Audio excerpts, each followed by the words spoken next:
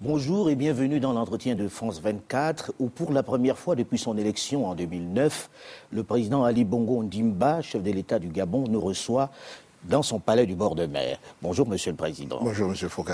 Merci de nous recevoir. Première actualité, dernière actualité ici au Gabon, la nomination d'un nouveau gouvernement avec un nouveau Premier ministre. Un gouvernement plutôt, on va dire, réduit, mais où ne rentre pas l'opposition. C'est la fin de la réconciliation, c'est la fin du dialogue? D'abord, sur le gouvernement, il est important de noter effectivement que, tel que nous étions engagés, nous avons procédé à une réduction de membres du gouvernement, puisqu'en fait, depuis 2008, on peut dire que nous sommes passés de plus de 40 ministres à moins de 30 ministres. C'est quelque chose qui était attendu, et c'est ce que nous avons fait. À chaque période correspond un gouvernement. Bien. Donc pour nous, il était, après les élections législatives, il était important que nous puissions mettre en place une équipe plus resserrée, plus restreinte, mais que je veux beaucoup plus performante et qui puisse permettre d'accélérer tous les programmes que nous avons en cours. Mais est-ce la fin du consensus, est-ce la fin de la réconciliation? Parce que là, il n'y a aucun membre de l'opposition. Juste après les élections présidentielles, j'ai tendu la main, comme vous le savez bien. Moi, j'ai fait ce geste-là et j'ai invité tout homme, toute femme politique à venir nous retrouver pour mettre en place le programme pour lequel je m'étais présenté et j'avais sollicité les suffrages de mes compatriotes. Lorsque nous avons organisé les élections législatives, à notre grande surprise, nous avons vu un certain nombre de mouvements d'opposition. Il y a eu un boycott. Réclamer un boycott qui, Dieu merci, n'a pas eu lieu. Et la population... Monsieur le Président, il y a quand même eu 65% d'abstention. Monsieur Foucault, vous êtes un observateur de la question politique en Afrique. Vous, aisément, vous pouvez vérifier, depuis plus de 20 ans, au Gabon, comme ailleurs, nous avons des taux de participation qui sont faibles. Nous le déplorons, mais c'est ainsi. Donc l'élection législative, la dernière qui a eu lieu dans notre pays, ne déroge pas à la règle et les taux sont les mêmes. Et parfois, par rapport à certaines élections antérieures, ces taux sont supérieurs au niveau de la participation. Donc il n'y a rien d'extraordinaire. Pour vous, 34% de participation, c'est normal à une élection législative? Je dirais que ce n'est pas dire que c'est normal. Moi, je souhaiterais plus de participation. Mais c'est un phénomène que nous observons sur toute l'Afrique et d'ailleurs ailleurs. Et d'ailleurs ailleurs aussi. Beaucoup moins de gens vont aux urnes. Dans le cadre purement gabonais, nous avons quand même noté que ce chiffre est en légère hausse par rapport à des élections précédentes. Alors on a vu partir pas mal des barons du régime de l'époque de votre père. Le fils en a assez travaillé avec les anciens, avec les proches de son père. Non. Vous voulez effacer la période Omar Bongo Ondimba? Il est impossible pour nous d'effacer cette période. Bon, simplement, comme je l'ai indiqué, le gouvernement actuel répond à un souci qui est principal et qui, normalement, pour moi, et pour l'attente des Gabonais, nous doit voir ce gouvernement accélérer les réformes. Bien. Ceux-là n'étaient pas capables d'accélérer les réformes? Non, ce n'est pas qu'ils n'étaient pas capables, mais je dirais qu'aujourd'hui, pour certains, qui d'ailleurs me l'avaient indiqué, qu'après un certain nombre de temps passé aux affaires, bon, pourrait se consacrer à autre chose. Donc, ce n'est pas surprenant que certains puissent quitter le gouvernement. D'autres de la période dont vous citez, de mon prédécesseur, sont toujours là. Donc, et puis, j'ai autour de moi des collaborateurs du président qui sont aujourd'hui à la présidence, ma garde rapprochée. Et donc, je ne suis pas coupé, comme vous le dites, totalement de la période de mon prédécesseur. Bon, et au titre de ses collaborateurs, je suis le premier, je suis bien là. Alors, aujourd'hui, votre principal opposant, André Mbarobam, se trouve en exil, loin du Gabon.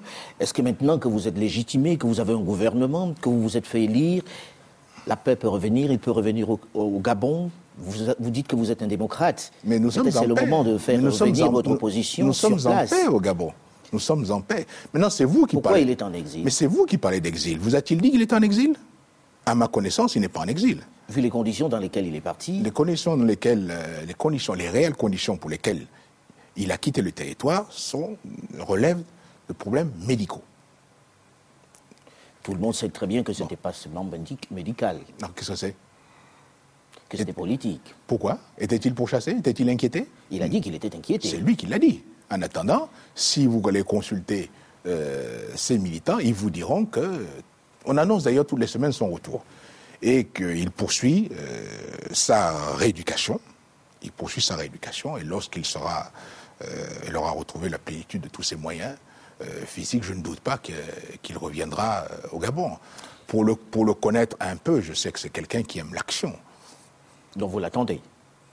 Moi, principalement, non. Mais je pense que ces militants l'attendent, lui. Oui. Alors, il y a quelques semaines, la police en France débarquait dans le logement d'un fils de président, un voisin, celui de Guinée équatoriale, pour effectuer une formidable perquisition. On parle d'une caserne d'Ali Baba, avec tout ce que l'on a retrouvé sur place. Et l'avocat de la partie de Transparency International dans l'affaire des biens mal acquis a dit que dans quelque temps, peut-être, vous aussi, vous serez inquiété et que peut-être qu'il y aura une perquisition chez vous. Est-ce que vous viendrez, si la justice française vous convoque aujourd'hui? N'avez-vous pas peur d'une perquisition à votre tour chez vous voilà dans cette affaire des biens mal acquis? Voilà des propos surprenants, car visiblement, cette personne en sait plus sur moi que moi-même. Je n'ai aucune inquiétude dans la mesure où venir débarquer et perquisitionner chez moi, faut-il que j'aie un chez moi. Je n'ai pas de biens à mon nom en France. Je n'en ai pas. Et tous ces appartements, tous ces hôtels particuliers dont on parle, dont on diffuse à longueur de journée, eh les images, vous ne pouvez quand même pas dire que vous n'en avez pas du tout. Monsieur Foka, je vous connais, et de réputation, et certainement qu'avant de débarquer donc, de votre avion ici à Libreville, vous avez fait un minimum d'investigation. Et je m'attendais plutôt à ce que vous me posiez des questions plus précises, de genre... Et votre bien qui se trouve à tel endroit, et votre immeuble qui se trouve à tel endroit, et votre maison qui se trouve à tel endroit. Or, ce n'est pas ce que vous faites. Ça veut simplement dire que vous avez consulté et vous êtes bien rendu compte que je n'ai pas de bien en France. Vous n'avez pas de bien en France? Je n'ai pas de bien en France. Récemment, on publiait dans un magazine parisien, dans un journal parisien, les dépenses de votre épouse, Sylvie Bongo, qui a dépensé 1 million d'euros dans des magasins de luxe à Paris. Mais vous voyez, M. Foucault, que la méthode est toujours la même.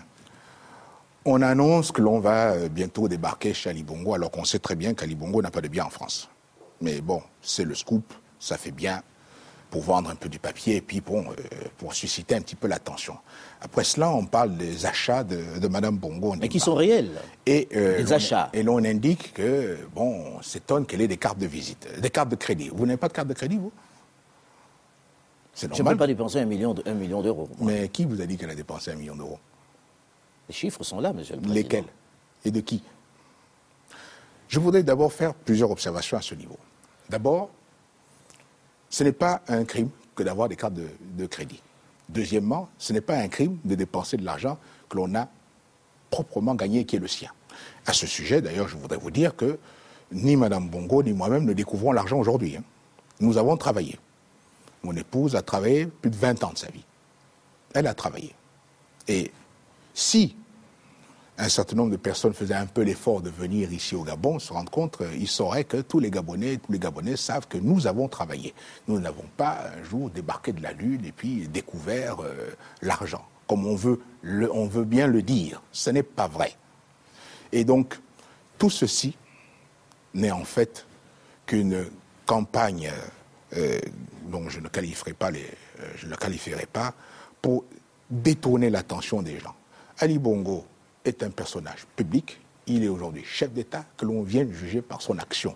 Et l'on allait chercher des petits subterfuges ici et là qui n'ont aucun intérêt, peut-être que sauf sur les bords de Seine, mais qui à Libreville ici n'intéresse personne. Bon. En plus, je voudrais quand même faire aussi remarquer, deuxièmement, que nous avons été surpris de découvrir aujourd'hui qu'il existe un nouveau délit, qui est le délit de patronyme. Apparemment, je ne porte pas le bon nom. Et que si peut-être que je m'appelais Ali Foka, peut-être que j'aurais pas les mêmes problèmes que j'ai aujourd'hui. Mais vous n'auriez pas les mêmes avantages, en tout cas. Ah, mais M. Foka, encore une fois, nous avons travaillé pour être là où nous sommes. Ce n'est pas arrivé par le fruit du hasard. Nous avons travaillé. Pour vous, vous êtes victime du délit de patronyme. Mais je suis victime du délit de patronyme. Vous êtes serein aujourd'hui, vous n'avez pas peur de cette justice qui avance, puisque cette plainte aujourd'hui est recevable en France pour les biens mal acquis. Mais pourquoi je serais inquiet? Je tiens à vous répéter encore une fois que, moi j'ai travaillé toute ma vie. Donc, je n'ai pas de crainte par rapport à quelle que soit l'enquête que l'on puisse aujourd'hui décider. Deuxièmement, je n'ai pas de biens en France. Donc, qu'est-ce que j'ai à redouter? En une minute, Monsieur le Président, puisque le temps tourne très très vite, on a vu venir ici successivement ces derniers temps Jean-Pierre Raffarin, Laurent Fabius. C'était pour la campagne, ils venaient chercher les fameuses valises de Bourgie. Vous aussi, vous en donnez? Vous voyez comment vous êtes? Vous voyez comment vous êtes? Tout de suite... Vous savez, c'était la tradition à une certaine époque, et puis Bourgie l'a fait connaître du grand public. Est-ce que ça continue, Monsieur le Président? Est-ce que lorsque vous êtes venu me rencontrer, je vous ai remis quelque chose? Est-ce qu'il est prévu que lorsque vous allez partir, je vous remettrai quelque chose? Je ne suis pas politique, je n'ai pas de campagne à Mais vous parlez de tradition, Écoutez, depuis que moi je suis président de la République, personne n'a vu une seule valise quitter le palais. Monsieur Raffarin et Monsieur Fabius sont venus dans un cadre bien précis, un échange, un partenariat avec HEC Paris. Bon, je crois quand même que c'est un établissement au-dessus de tout soupçon, et dans un programme de partenariat avec notre École nationale d'administration. Ce sont quand même deux personnalités, deux anciens ministres. Je les ai reçus pour échanger nos vues sur la coopération et le partenariat qui existe entre nos deux pays, et rien d'autre. Malheureusement, je sais que ce genre d'informations, ça ne fait pas vendre, ça ne fait pas scoop. Donc, il est préférable de dire que ça y est, ils sont venus, et puis bon, il y avait telle campagne ou telle autre. Ça ne se passe pas comme ça, et ça ne se passera plus comme ça. Merci, Monsieur le Président. N'en déplaise à certains qui, je sais, sont nostalgiques d'une certaine époque, mais bon, désolé. Merci, Monsieur le Président, de nous avoir reçus. L'entretien s'est terminé sur France 24. Restez à l'écoute des programmes de France 24.